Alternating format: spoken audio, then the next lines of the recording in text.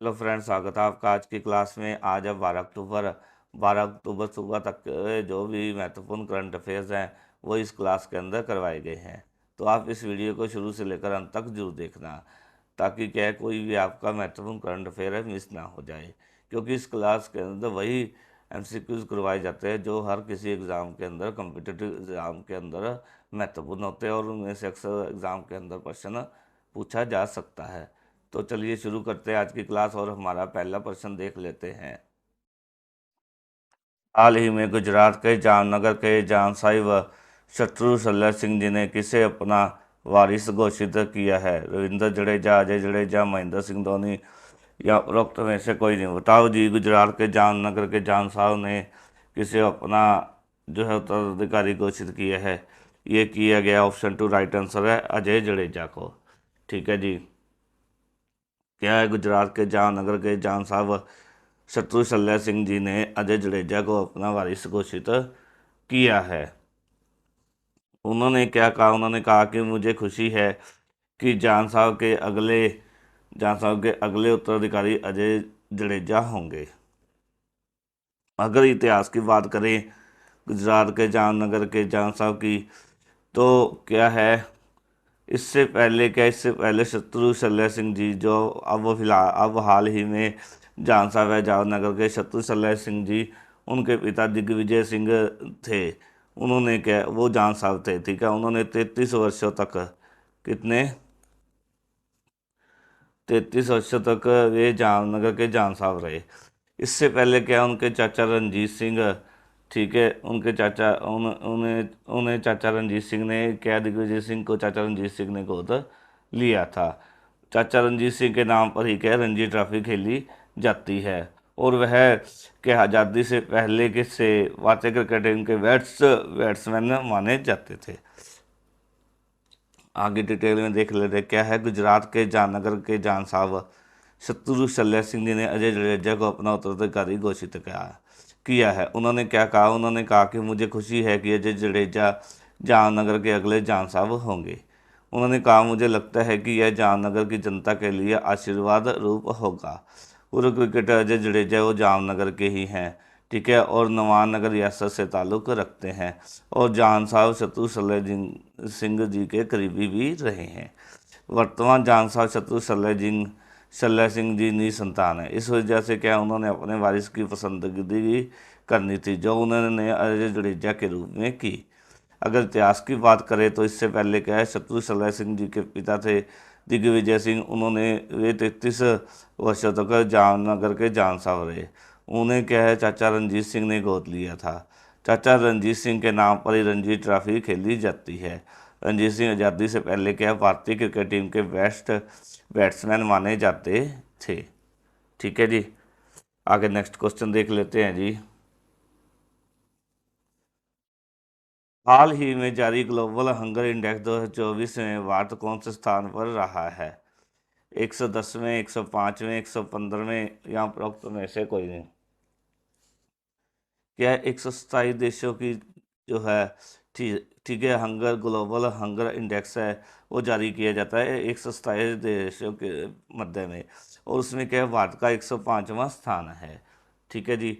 इस तरह से क्या है, हंगरी जो भूखमरी के कारण अभी भी भारत का काफ़ी पीछे स्थान है, 105वां स्थान है। जबकि क्या है, उसके पड़ोसी देश हैं जो श्रीलंका, ठीक है जी, नेपाल, ठीक है, बांग्लादेश, देश, ये देश है जो भारत से ऊपर है। ठीक है जी। उनके अंदर क्या है, भुखमरी भारत से कम है। अब डिटेल में देख लेते हैं क्या है। हाल ही में जारी ग्लोबल हंगर इंडेक्स 2024 में 127 देशों में भारत 105वें स्थान पर रहा। हालांकि पिछले सालों की तुलना में इस साल भारत की रैंक में सुधार हुआ है। अगर बात करें ग्लोबल हंगर इंडेक्स, ये जारी कौन करता है? ये करता है कंसर्न वर्ल्ड वाइड और वेल्ट हंगर हेल्प की ओर से संयुक्त रूप से ग्लोबल हंगर इंडेक्स को क्या प्रकाशित किया जाता है, जो क्या दुनिया भर में भूखमरी पर नज़र रखती है। क्या है। वहीं पिछले साल भारत कौन से स्थान पर था, 111वें स्थान पर था। इस साल क्या होता है, भारत की रैंक में सुधार हुआ है। ठीक है जी। अब क्या, भारत अभी भी गंभीर भूख की समस्याओं वाले देशों में शामिल है। ठीक है। भारत क्या रैंकिंग में अपने पड़ोसी देशों श्रीलंका, नेपाल, म्यांमार और बांग्लादेश से पीछे है, जबकि पाकिस्तान और अफगानिस्तान से केवल ऊपर है। श्रीलंका क्या है, 56वें स्थान पर है, नेपाल 68वें, बांग्लादेश 84 स्थान पर भारत से काफ़ी आगे है। आगे महत्वपूर्ण बिंदु देख लेते हैं। हाल ही में लद्दाख में दुनिया का सबसे ऊंचा इमेजिंग चेरेनकॉफ टेलीस्कोप का अनावरण किया गया है। ठीक है जी। केंद्रीय गृह मंत्रालय ने क्या है, यरूशलेम के संगठन हिजब उत तहरीर पर प्रतिबंध लगाते हुए इसे आतंकवादी संगठन घोषित किया है। हाल ही में क्या, अनिल कुमार गुप्ता को एआई का सदस्य नियुक्त किया है। ठीक है जी। हाल ही में क्या, अंतर्राष्ट्रीय सौर ऊर्जा एनर्जी ने क्लीन एनर्जी के लिए आईआईटी दिल्ली के साथ समझौता किया है। आरबीआई ने क्या है, यूपीआई की सीमा बढ़ाकर 2000 से 5000 कर दी है। आगे क्वेश्चन देख लेते हैं जी। हाल ही में आरएसएस की स्थापना दिवस कब मनाया गया है। बताओ जी, आरएसएस का स्थापना दिवस कब मनाया गया है। अग्रसेन जयंती के दिन, गांधी जयंती के दिन, दशहरे के दिन, या उपरोक्त में से कोई नहीं। बताओ जी, कब मनाया गया है। ये मनाया गया है दशहरे के दिन। ठीक है जी। आज 12 अक्टूबर को दशहरा है। आज के दिन ही क्या है, आरएसएस का स्थापना दिवस मनाया गया है। ठीक है जी। यह दिवस है जो आरएस का स्थापना दिवस है, यह किसी विशेष दिन को छोड़कर हर साल के दशहरे के दिन मनाया जाता है। ठीक है जी। क्या है, विशेष तिथि को छोड़कर हर साल दशहरे के दिन मनाया जाता है। ठीक है। अगर हम बात करें आरएसएस की स्थापना की, तो यह कब हुई थी, 1985 में, 1925 में दशहरे के दिन हुई थी। ठीक है। तभी से स्थापना दिवस क्या है, दशहरे के दिन मनाया जाता है। आगे डिटेल में देख लेते हैं। आरएसएस का स्थापना दिवस क्या है, इस साल 12 अक्टूबर को दशहरे के दिन मनाया गया है। यह दिवस क्या है, हर साल किसी विशेष तिथि के दिन नहीं बल्कि हर साल दशहरे के दिन मनाया जाता है। आरएसएस की स्थापना क्या है, 1925 में दशहरे के दिन हुई थी, तभी से इसका स्थापना दिवस दशहरे के दिन मनाया जाता है। हर साल का दशहरे पर नागपुर में कार्यक्रम आयोजित किया जाता है, जिसमें शस्त्र पूजन भी किया जाता है। इस साल क्या है, प्रसिद्ध वैज्ञानिक और पद्म भूषण से सम्मानित क्या है, पूर्व इसरो अध्यक्ष है जो, ठीक है जी, इसरो अध्यक्ष है डॉक्टर के राधाकृष्णन को कार्यक्रम में मुख्य अतिथि के रूप में आमंत्रित किया गया है। आगे नेक्स्ट क्वेश्चन देख लेते हैं जी। हाल ही में किसे टाटा ट्रस्ट का अध्यक्ष नियुक्त किया है। बताओ जी, किसे नियुक्त किया गया है। नोएल नवल टाटा, जिमी टाटा, नाविल टाटा, या उपरोक्त में से कोई नहीं। टाटा ट्रस्ट का अध्यक्ष किसे चुना गया है, ये चुना गया है नोएल नवल टाटा को क्या है, सर्वसम्मति से अध्यक्ष चुना गया है। ठीक है जी। नया अध्यक्ष चुना गया है। क्या है, रतन टाटा की मृत्यु के बाद क्या है, अध्यक्ष पद खाली हो गया था, जिस कारण क्या है, मुंबई के अंदर, ठीक है जी, मुंबई के अंदर एक बैठक आयोजित की गई और उसमें रतन के सौतेले भाई नोएल नवल टाटा को रतन टाटा की मृत्यु के बाद सर्वसम्मति से अध्यक्ष नियुक्त किया गया। ठीक है। सौतेला भाई नोएल नवल टाटा, उसे क्या है, अध्यक्ष नियुक्त किया गया है। नोएल टाटा ट्रस्ट में दूसरे ट्रस्टी के तौर पर पहले से ही शामिल थे। आगे देख लेते हैं जी। क्या है, नोएल नवल टाटा को टाटा ट्रस्ट का नया अध्यक्ष नियुक्त किया गया है। रतन टाटा की मौत के बाद क्या, मुंबई में एक बैठक आयोजित की गई, उसमें रतन टाटा के सौतेले भाई है जो नोएल नवल टाटा को सर्वसम्मति से अध्यक्ष नियुक्त किया गया। नोएल टाटा है जो ट्रस्ट में ट्रस्टी के तौर पर शामिल थे। वहीं पिछले कुछ सालों से क्या है, टाटा इंटरनेशनल लिमिटेड के चेयरमैन भी हैं। यह क्या है, नोएल नवल टाटा जो है टाटा इंटरनेशनल लिमिटेड के चेयरमैन भी रहे हैं पिछले काफ़ी सालों से। इनका क्या है, टाटा ग्रुप के साथ 4 दशकों से अधिक का लंबा इतिहास रहा है। आगे क्वेश्चन है जी हमारा। हाल ही में भारतीय पुरुष टीम ने एशियाई टेबल टेनिस चैंपियनशिप 2024 में कौन सा पदक जीता है। भारतीय पुरुष टीम ने एशियाई टेबल टेनिस चैंपियनशिप 2024 में भारत ने जीता है कांस्य पदक। ऑप्शन 3 हमारा राइट आंसर है। क्या है शर्त कमल मानव ठक्कर और हरमन देसाई की भारतीय पुरुष टीम चीनी ताइपे ताइवान टीम के खिलाफ अपना सेमीफाइनल मैच 3-0 से हार गई, और उसे क्या है, भारतीय टीम को क्या है, कांस्य पदक पर ही संतोष करना पड़ा। ठीक है जी। ये क्या है, 27वां था एशिया टेबल टेनिस चैंपियनशिप 2024। ठीक है, 27वां था। यह कब से कब तक, 7 अक्टूबर से लेकर 13 अक्टूबर तक चल रहा है। ठीक है जी। कजाकिस्तान की राजधानी अस्ताना में, कहाँ, अस्ताना के अंदर क्या है, इस यह चला रहा है जो है tennis championship, Asian table tennis championship. ठीक है जी। इसकी मेज़बानी किसके द्वारा की जाती है, एक देश के द्वारा की जाती है। इस साल क्या है, अस्ताना है जो अस्ताना के द्वारा है एशिया टेबल टेनिस। ठीक है जी। अस्ताना है जो उसके द्वारा इसकी मेज़बानी की जा रही है। ठीक है जी। इसमें क्या है, 26 देशों, कितने, 26 देशों के लगभग 210, ठीक है जी, शीर्ष एशियाई टेबल टेनिस खिलाड़ियों ने भाग लिया है। ठीक है जी। अस्ताना में आयोजित प्रतियोगिता में आगामी 2025 अस्ताना के अंदर आयोजित वो है अस्तानी, ठीक है, आगामी 2025 विश्व टेबल टेनिस चैंपियनशिप के लिए एक क्वालिफाइंग प्रतियोगिता भी है। आगे डिटेल में है जी, भारतीय पुरुष टीम एशियाई टेबल टेनिस चैंपियनशिप में कांस्य पदक जीता है।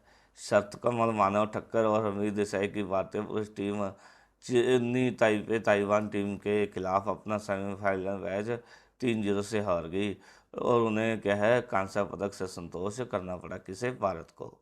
एशियाई टेबल टेनिस चैंपियनशिप के आयोजन की बात करें तो इसका आयोजन एशियाई टेबल टेनिस संघ ATTU द्वारा किया जाता है, और इसकी मेज़बानी एक सदस्य देश के द्वारा की जाती है। इस साल के 27वीं एशियाई टेबल टेनिस चैंपियनशिप 7 से 13 अक्टूबर तक कजाकिस्तान की राजधानी अस्ताना में आयोजित की गई, जिसमें क्या है, 26 देशों के लगभग 210 शीर्ष एशियाई टेबल टेनिस खिलाड़ियों ने भाग लिया।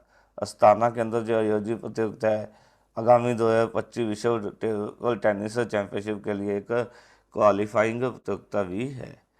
2025 विश्व टेबल टेनिस चैंपियनशिप क्या है, दोहा यार, कहाँ पर आयोजित किया जाएगा, 2025 विश्व टेबल टेनिस चैंपियनशिप ये किया जाएगा दोहा, कतर में आयोजित। ठीक है जी। आगे महत्वपूर्ण बिंदु देख लेते हैं। हाल ही में क्या जापान की निहोन हिंदाक्यो ऑर्गेनाइजेशन को नोबेल पीस प्राइज 2024 देने की घोषणा की गई है। सद्दुल्ला उत्कर्मा समारोह तेलंगाना के अंदर आयोजित किया गया है। ठीक है जी। दूसरा, टाइगर रिजर्व कहाँ पर स्थापित किया जाएगा, बिहार के कैमूर में। ठीक है जी।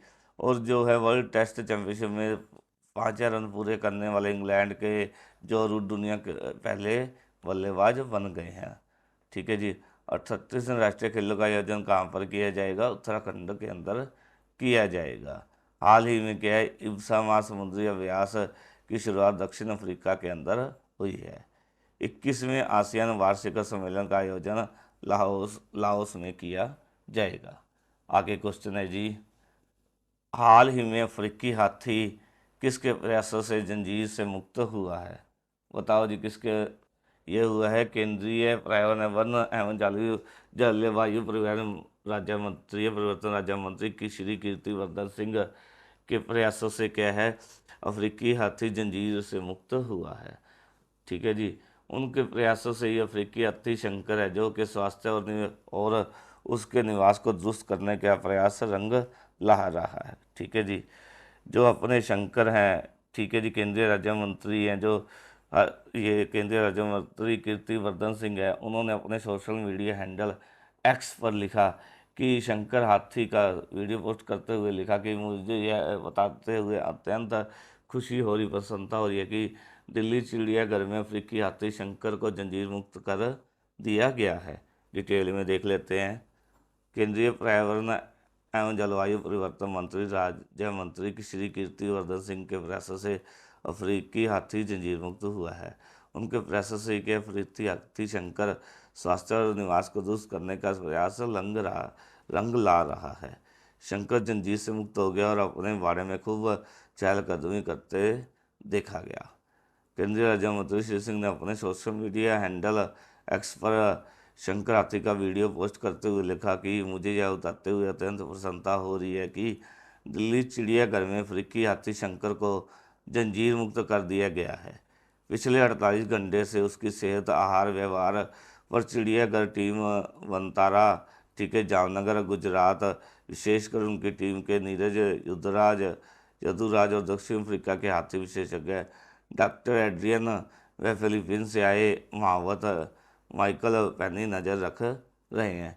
शंकर के व्यवहार में पहले की तुलना में काफ़ी सुधार हुआ है। शंकर के बाड़े को और अधिक सुविधाजनक बनाने के लिए power fencing treatment, fan wall and रबड़ मैट तैयार करने हेतु आवश्यक मेजरमेंट कार्य पूरे कर लिया गया है। शंकर के व्यवहार एवं दिनचर्या के गहन निरीक्षण के उपरांत शंकर के लिए डाइट प्लान व उसे व्यस्त रखने के लिए अनेक गतिविधियों की रूपरेखा भी तैयार की जा रही है। आगे क्वेश्चन देख लेते हैं जी। हाल ही में विश्व डाक दिवस कब बनाया गया है? ये बनाया गया है 9 अक्टूबर को। 9 अक्टूबर को क्या है, विश्व डाक दिवस बनाया गया है। ठीक है, और साल क्या है, 150 से ज़्यादा देश, कितने, 150 से ज़्यादा देश अलग अलग तरीक़ों से विश्व डाक दिवस मनाते हैं। कई जगह पर क्या कार्यक्रम आयोजित किए जाते हैं। ठीक है, और कई जो देशों में क्या है, विश्व डाक दिवस के दिन क्या है, अवकाश के रूप में मनाया जाता है। विश्व डाक दिवस की इस साल के थीम की बात करें तो इस साल की थीम है संचार को सक्षम बनाने और राष्ट्रों में लोगों को सक्षम बनाने के 150 वर्ष। ठीक है जी, विश्व डाक दिवस की इस साल की थीम है संचार को सक्षम बनाने और राष्ट्रों में लोगों को सशक्त बनाने के 150 वर्ष। 9 अक्टूबर 1874 को विश्व डाक संघ की स्थापना के रूप में इस दिन को मनाया जाता है।